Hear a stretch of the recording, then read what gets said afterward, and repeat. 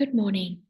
Before we begin, I would like to acknowledge that we meet and we learn from each other today on country.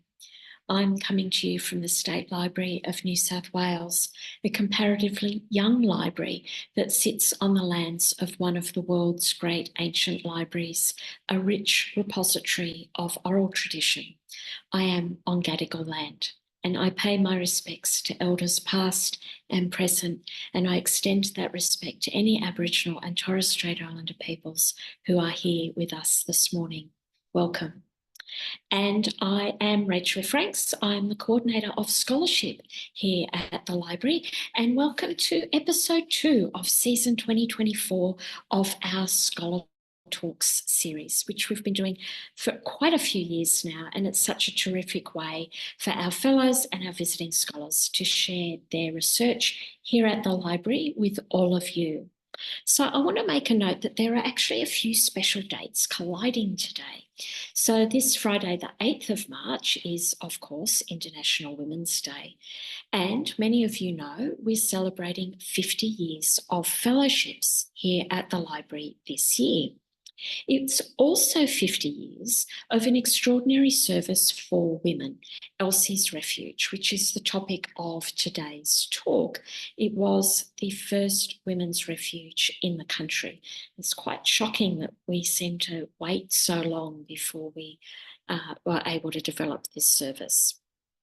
So Dr. Kelly Lewer comes from a nursing background. She's at the University of Wollongong, and she recently completed her PhD focused on understanding the experiences of mature-aged female higher education students who had experienced domestic violence.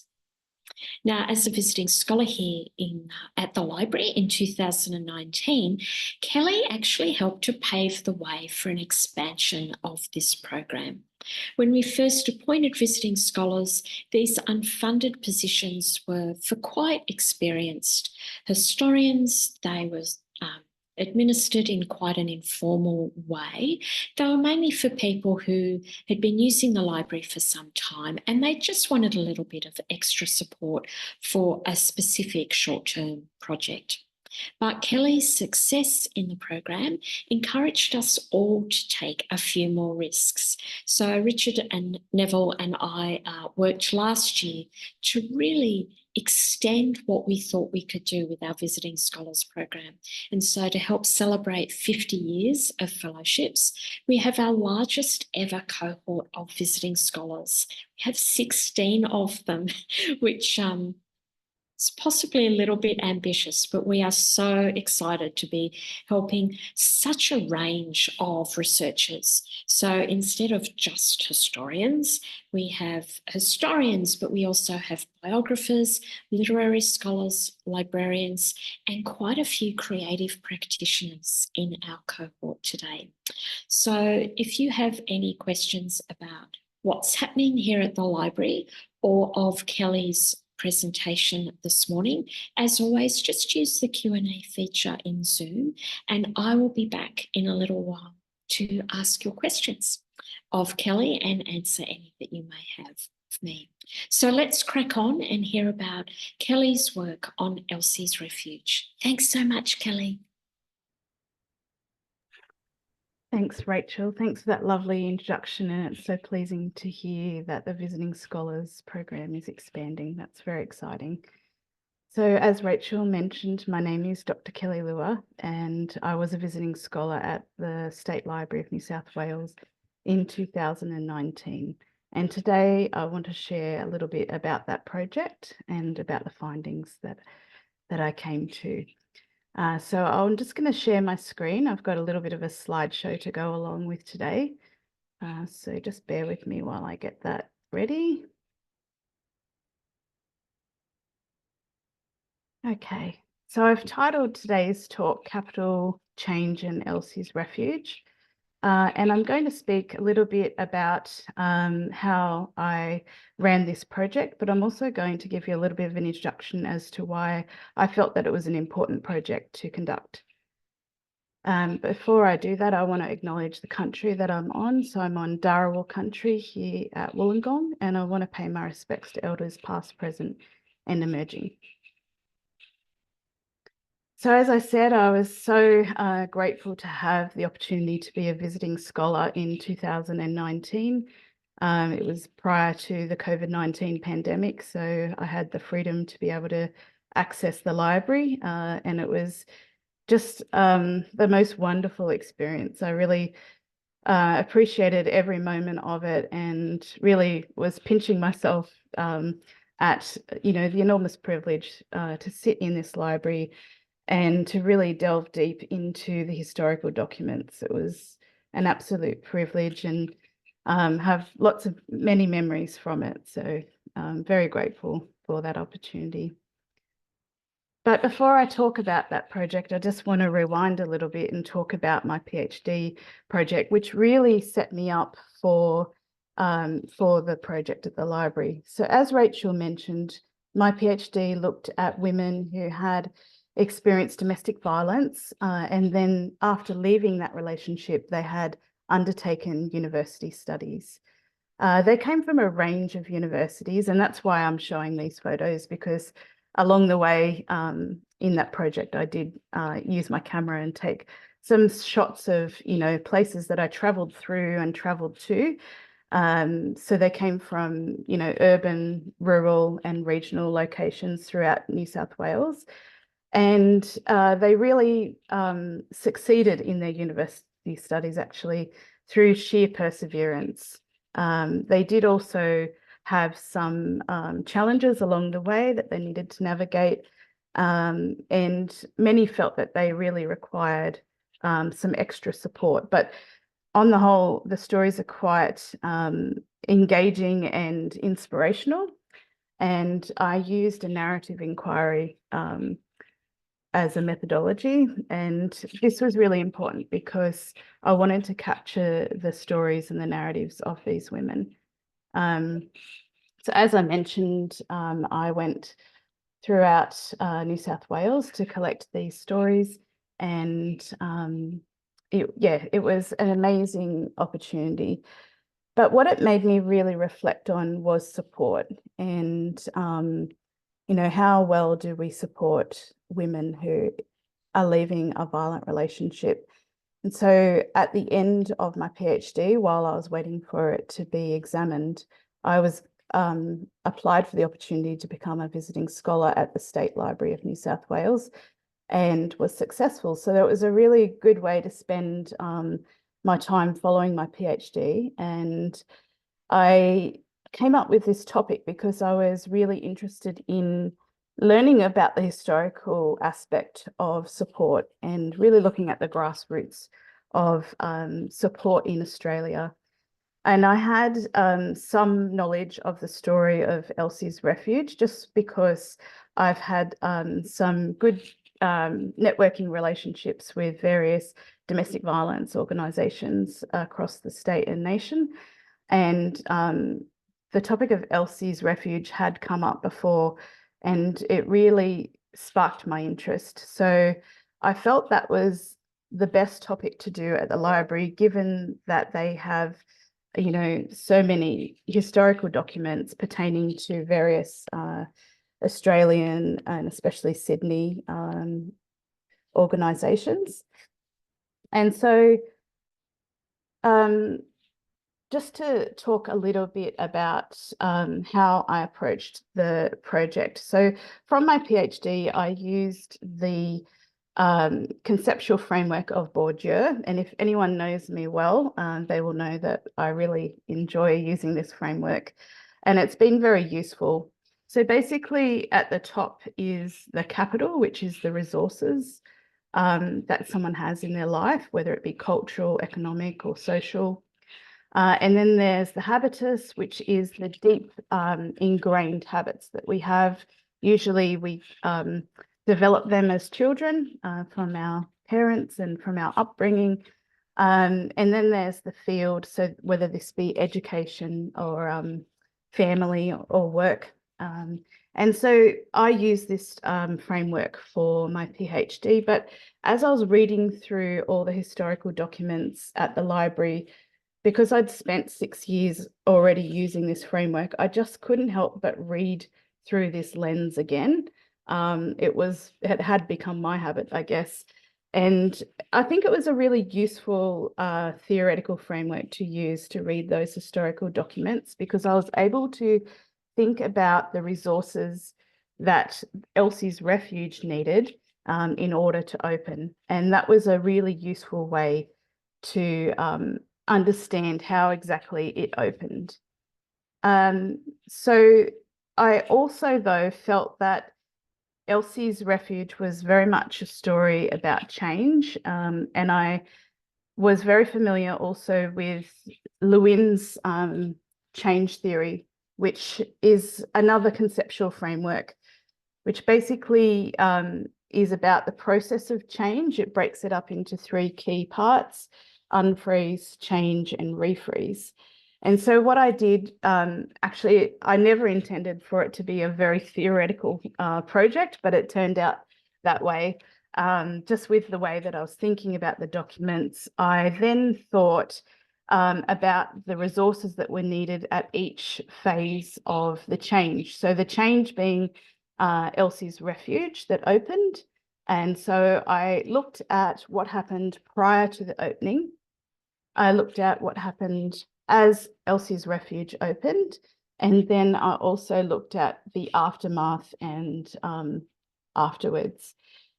So if we think about prior to Elsie's Refuge being opened, we note that in the 1950s, 1960s and 1970s, it was a real time of civil liberation. There was a lot of demonstrations for women's rights, and really, in Sydney, it was a place where there was a lot of these demonstrations, but also globally that was happening as well. And so what happened in the 1970s, particularly, really framed the opening of Elsie's Refuge.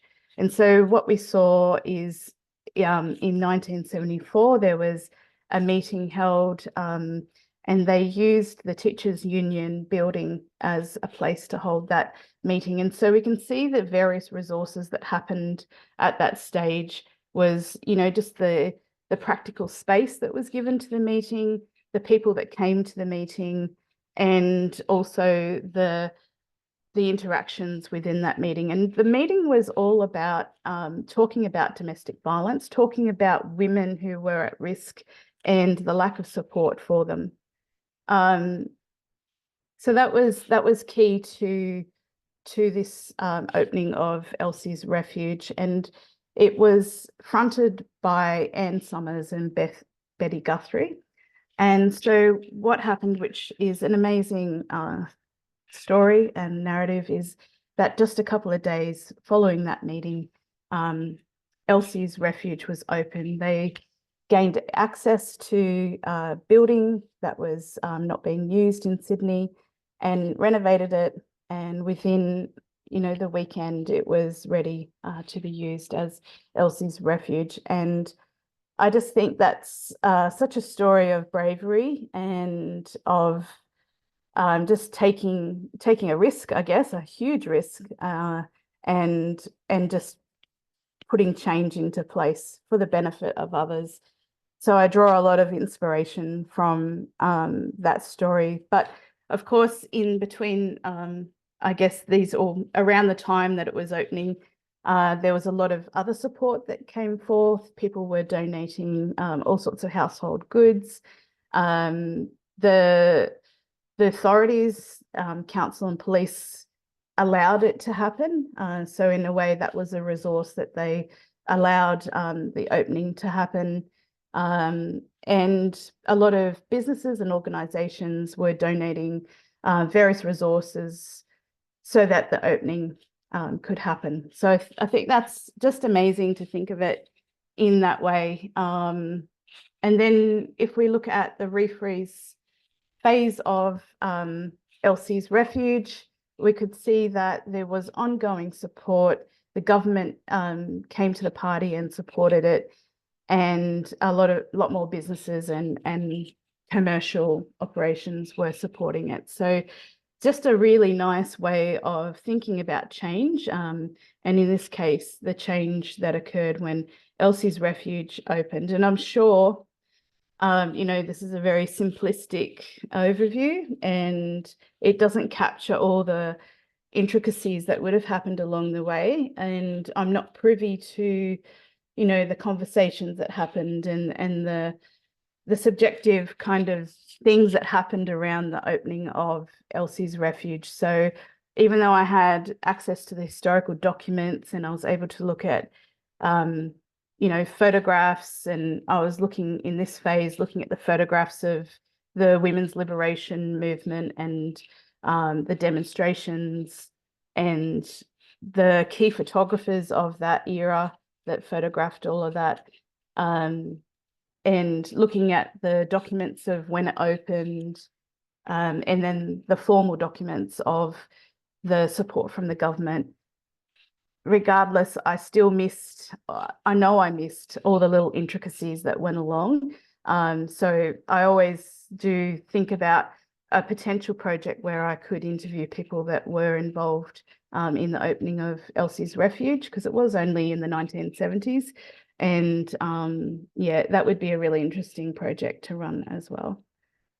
So just moving on, because I really want to show you a photograph of Elsie's Refuge. It was very simplistic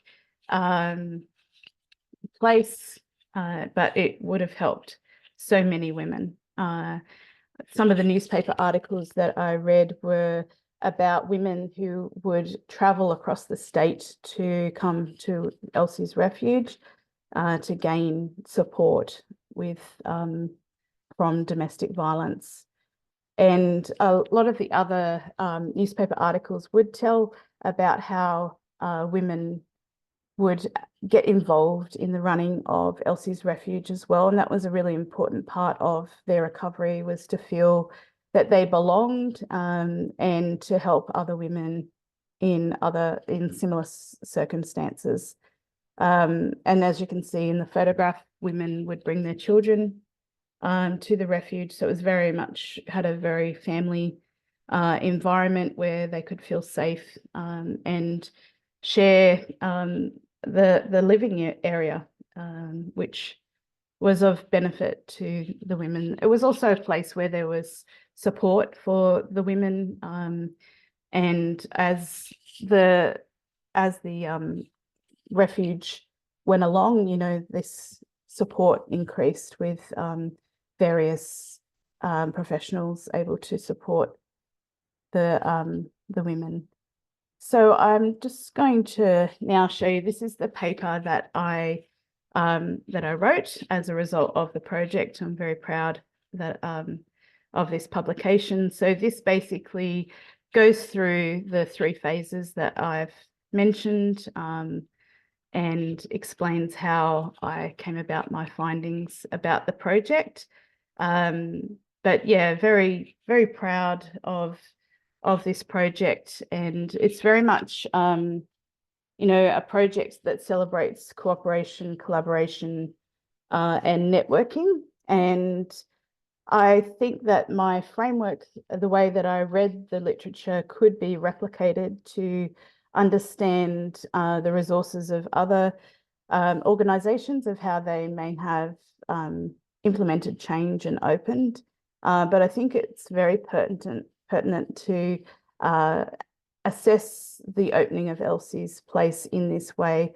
There's lots of women's refuges now as a result of Elsie's Refuge. Many other refuges were opened in the following years, including other health services for women as well. So Elsie's Refuge was very key to the support of women throughout our country. And I think it's a story that needs to be told and celebrated.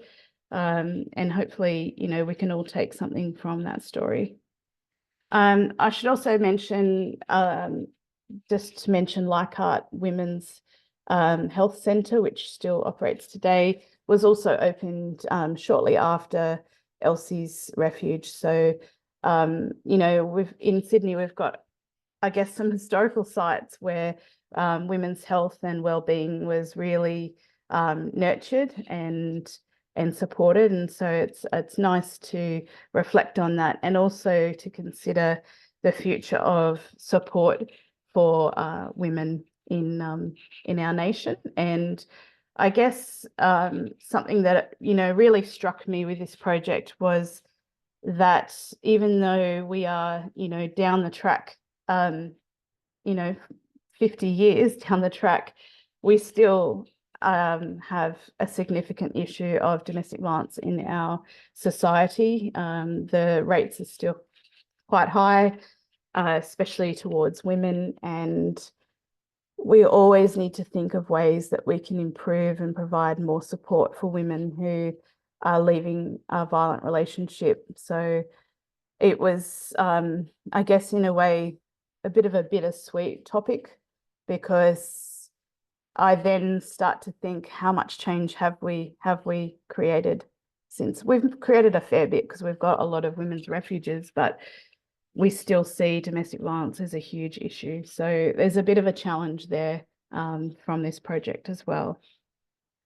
And just one of my final slides that I wanted just to talk about, like what I'm up to now since the project. So since completing the project on Elsie's Refuge, I have continued my focus on understanding how to support women who've experienced domestic violence.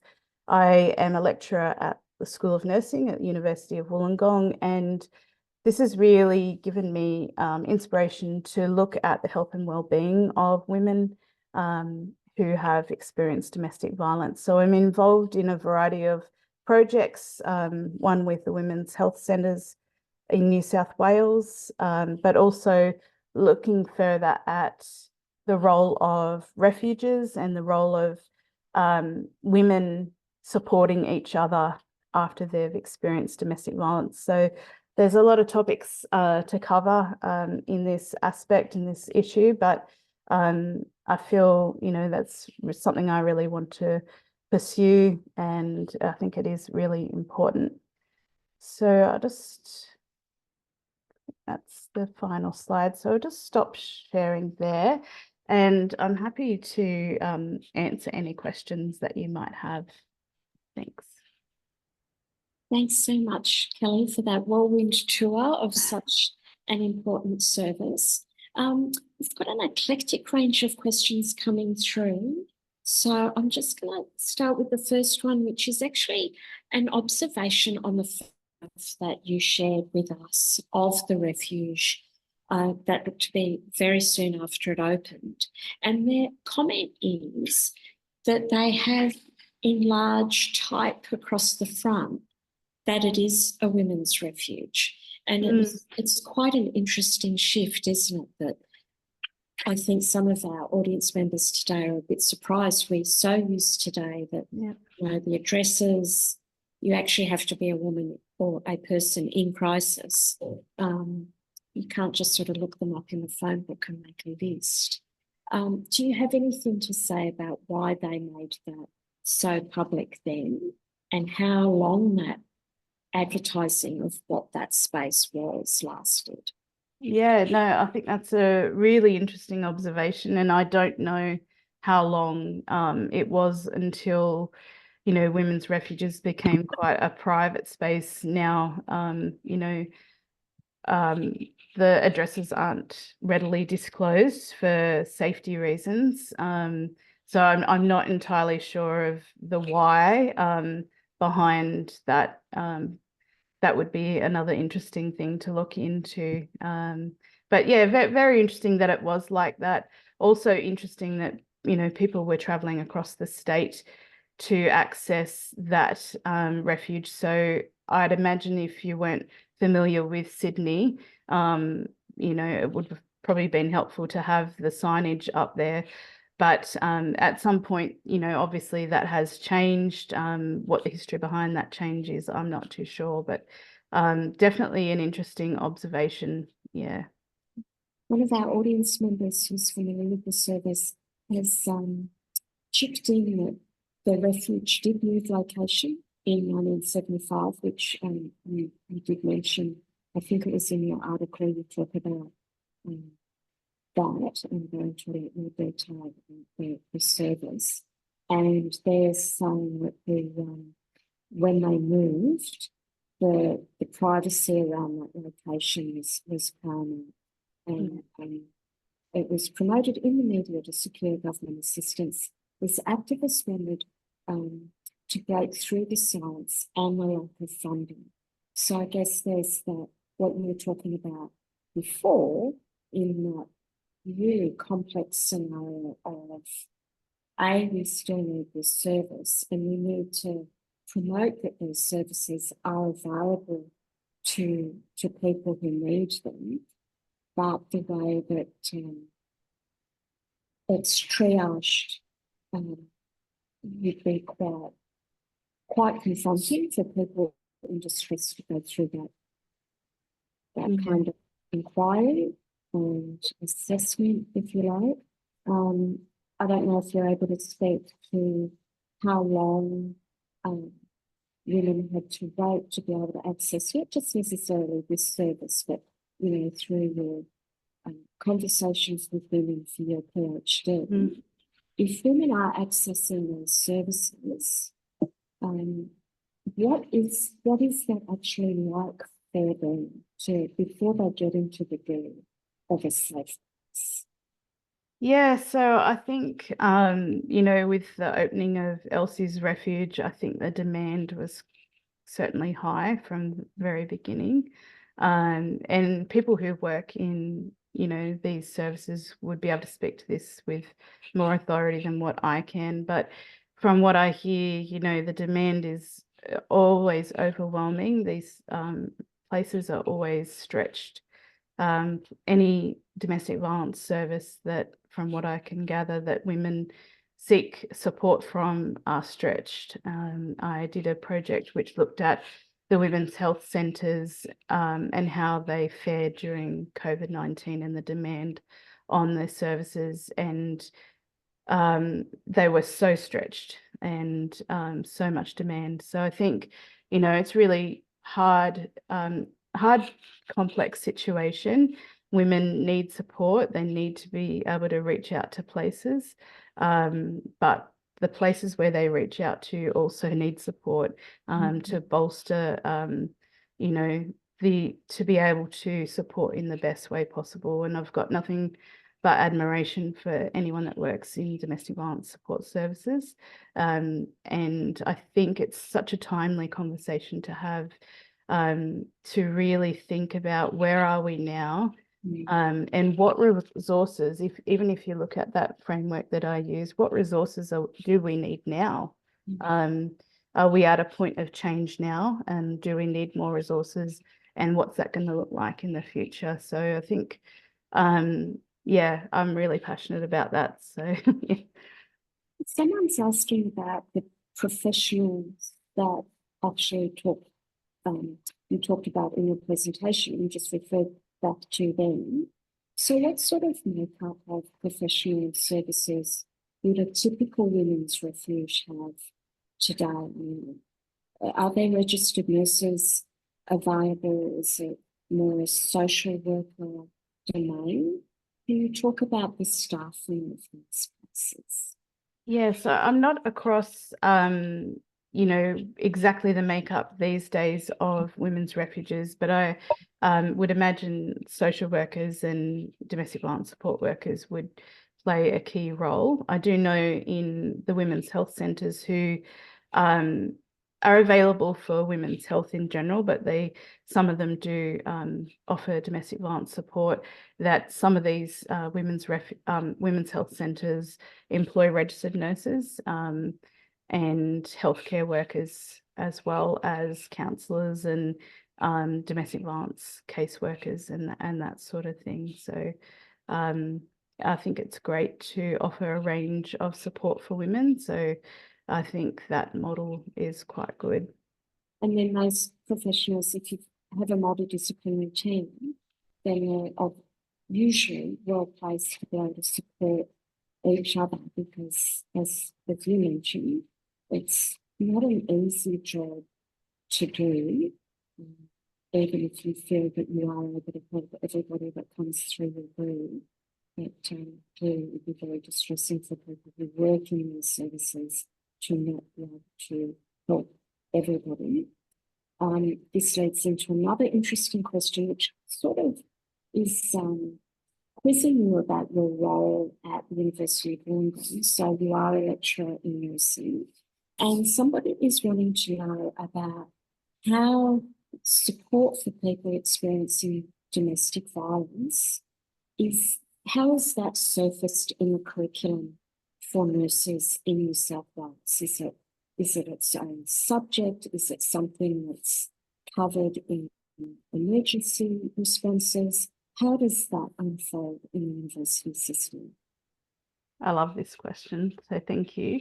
So domestic violence is obviously a really important topic, and I think it's crucial that we teach our nursing students about it because, as you might know, there's certain sections of the health setting where screening is mandatory. So the chances of a registered nurse having to screen for domestic violence is quite high. So we do have content in our curriculum about domestic violence, and that's embedded into many of our subjects. So I think, but also I would say that, I think it's an area for improvement. I am involved in a project which is looking at this topic, and I think across the world, there needs to be improvement with how we present this information and, take it seriously and make sure that the next lot of nurses are well informed to be able to carry out their role. But certainly, so an area for improvement, we do cover it in our curriculum, but me being passionate like I am, I'm always keen to see more of it. Yeah. And is the nurses union involved as well? Because the other side of it is they're asking if a nurse is asking difficult questions in an emergency room, and then the risk of the violence that's being experienced spilling outside of that family and into the professional setting of a hospital, how are nurses being supported to protect themselves at that point of interaction? Yeah, another fantastic question. I'm not too familiar with the role that the union plays in that, although that would be something interesting to find out. But I just know, vicarious trauma is something to really take seriously. And in my work as a researcher, obviously, we look at these topics and we do come across content which could be upsetting. And we work as a research team, so we take it quite seriously, because even reading information can sometimes, it can be upsetting. So I think it's really important to have in place, some strategies to make sure that self-care is a priority, to make sure you've got access to hotline numbers such as the 1-800-RESPECT number, which I always do include for a talk like this as well, because even listening to content about these issues can be upsetting and triggering. And I do take that very seriously. And I imagine within the health setting, it would be taken seriously, but I haven't looked into the intricacies of that yet. This is a bit more of a personal question, so you can just quietly skip past it if you want to. But it is quite interesting, I think, when it talks to that conversation we were just having. So this is it's a PhD on any topic is generally considered, oh, that's a challenge, that's a commitment. How did you, as a PhD candidate, select a topic that was going to expose you to a fair amount of trauma? So how you're protecting yourself and also protecting women that you're interviewing, so you're not just transcribing terrible experiences and opening up those wounds without caring. And how did you sort of maintain your own health and safety for what is not a short-term project? So you're working at least 4 years, probably a bit longer. Yes. So if you're able to talk about that and those mechanisms that you set up to actually study this in such detail, I think that would be really interesting. Thanks, Rachel. Yeah, so there's some great questions coming. Yeah, so my topic was audience here for us. such a good audience. Yeah, my topic was very unique in many ways, and it was a topic that I selected as I also have lived experience of this, and so it was close to my heart. It was something that I just felt that these women existed at universities, but not a lot was known about them. So from what I could gather, I couldn't see a lot of obvious information about this cohort. Excuse me, I did have people that I met, acquaintances who also had the same background. So I knew that, people with that lived experience did exist at universities as students. So I felt very passionate that I wanted to capture their narratives. And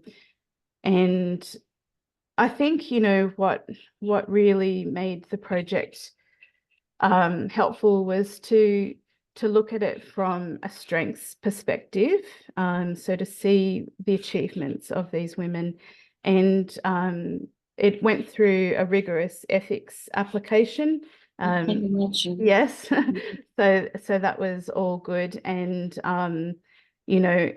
I personally went to meet each woman twice, and it was a decision I made because I felt that it was such an important topic, and it's not something I would be able to do in a phone call interview. I had to go and meet each woman, and I met them twice and sat down, and they were all very happy to share their experiences. It was it was amazing, really. So they were also provided with details of support if they needed it. But the interviews really focused on their journey through education, and on the whole, they were really proud, and education was a place where they really found themselves. So I think taking a strengths perspective was key to the project. It wasn't really about their experience of domestic violence at all. I didn't ask any direct questions about that at all. It was about their experiences of education at that point. Marketing themselves. Yeah. And interesting, I'll just add, is that most of the women went into helping professions where they could help other women in similar situations.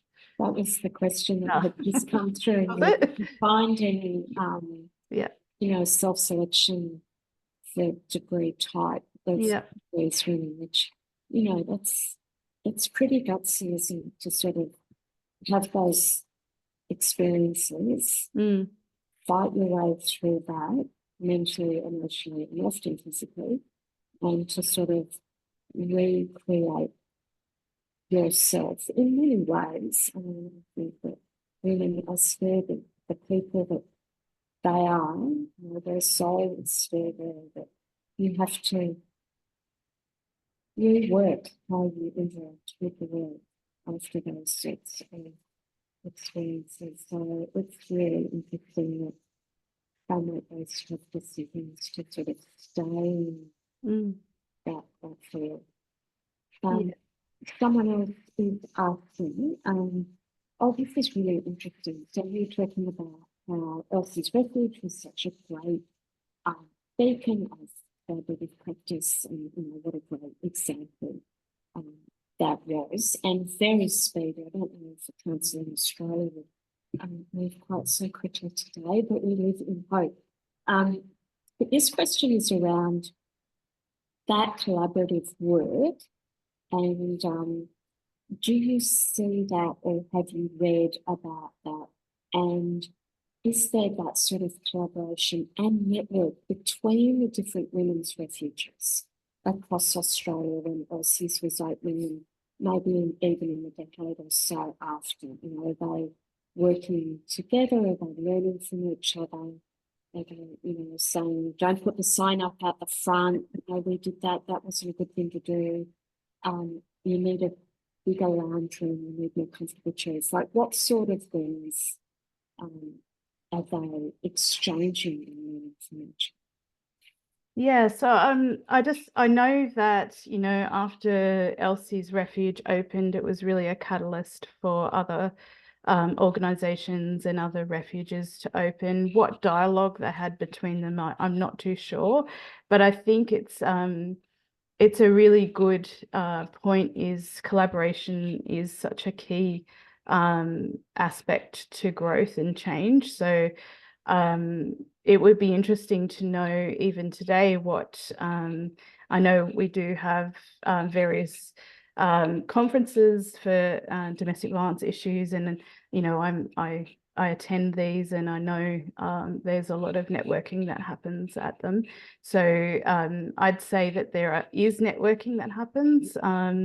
But yeah, I think it should be encouraged, and I think it is the way forward for growth. Yeah. I've seen another question come in. Oh, this is going back to your life as a university lecturer. So, funding arrangements for tertiary education. Do you think the changes in the arrangements for how we fund degrees and how we charge for some of them, how do you think that will impact the experiences of women who are seeking university studies here? Specifically if they've experienced domestic violence, but potentially women more broadly who are equipped or committed at least to go into these fields of professional care. Another great question. So what really struck me with my project is that I captured women who were able to attend university. They had you know, the resources that they needed to be able to get there. And I was very aware that my project, you know, there would have been so many women that wanted to go to university but couldn't. So I was extremely aware of that. And I've got many ideas for other projects, but I really would love to look at a project that would find a way to enable more women in that situation to be able to go to university. So I do think more investment needs to occur, especially for that cohort of women. There's some literature from my colleague at the University of Oregon, Professor Cronista, who she's very much interested in career development for women who've experienced domestic violence. And one of her findings was if you invest in women to go into like those helping careers to help other women, you are in a way investing in the prevention of domestic violence as well, because those women will end up in careers where they're able to speak out about the issue. So it's really big when you think of it like that. So I'm totally supportive of more investment and more women in that circumstances being able to come to university or able to take the education pathway that they choose to. Yeah, because I think it's important too that women are able to make that choice, you know, not feel that caring for other women in trauma is all that they are equipped to do, or all that they should feel that they would be qualified to do. And certainly I would think that having that set of experiences would actually make you more sensitive to a range of professions that, you know, that don't necessarily reiterate those sorts of women as carers, That's right. roles. And it would be interesting too, this is now coming through, I'm not sure I don't read it incorrectly. And this is going back to a PhD, and I'm not sure whether you did look at this or not, but it would be interesting to know what other barriers those women that you interviewed also faced. And the example being raised is in the chat is if you're a first in your family to go to university, like that in itself is so much harder often. So did you come across any of that in your research? Yeah, so there was a number of first in family students in my study. There was a couple who had already studied degrees, so they were coming back to university to study their second degree or postgraduate studies. But there was some of the students that were studying their first degree were first in family. And I mean, that was a huge thing for them. And it was amazing. But yeah, it's interesting to know what enables people to be able to make that decision, have the support to be able to do it. One of the participants in my research, she was very inspired to do further study, and it was when she was seeking support for her domestic violence relationship, and she saw a brochure at the police station about a social worker, a domestic violence social worker. And she mentioned that she'd said to the police officers, how do I get that job? What do I need to do to get that job? And from there, amazing. And from there, she went to TAFE and then eventually on to university. So I just think, that's so inspirational. And yeah, I guess she was able to have the support to be able to do that. But yeah, so interesting. Possibly narrow-minded of me, but I never would have put a copper as being pivotal in a career counselling session. So good on them for having that information available.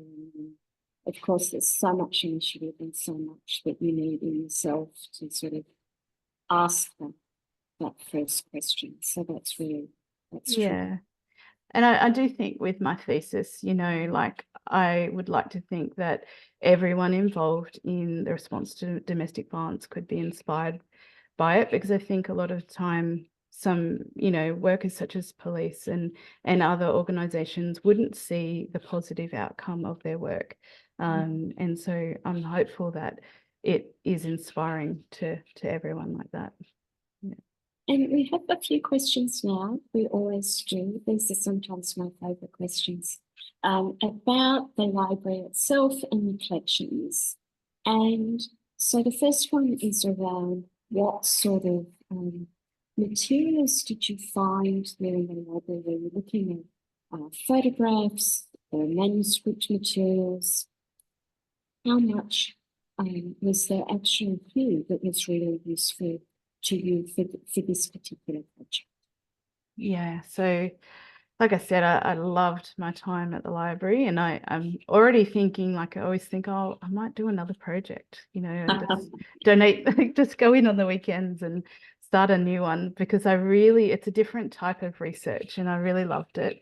So I accessed the special collections quite a bit, which I really enjoyed the atmosphere of all of that with my lead pencil and, jotting down notes. It's really quite an experience. So I looked across there was boxes of old newspaper articles, photographs, a lot of black and white from like the early kind of days. And then I started to look at some more color photographs, just a range. I mean, it was kind of just a range of material that I was looking through. Some of it was photographs of people who access the refuge. So a lot of women and going on like day trips, like picnics and things like that, activities of the refuge, and the actual inside of the refuge.